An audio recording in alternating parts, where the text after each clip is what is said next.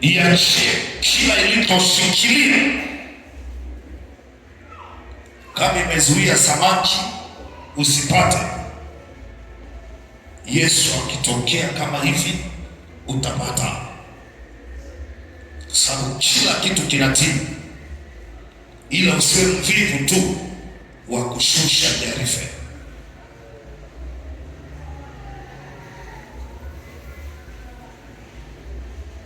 Mahali unapofikiria wewe hakuna samaki, watapatikana.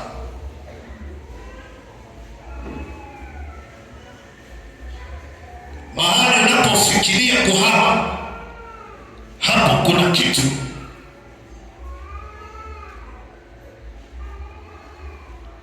Kwa jina la Yesu,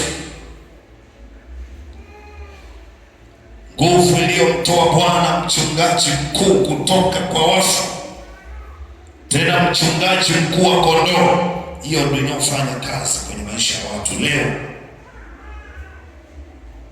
Leo ni tofauti na jana.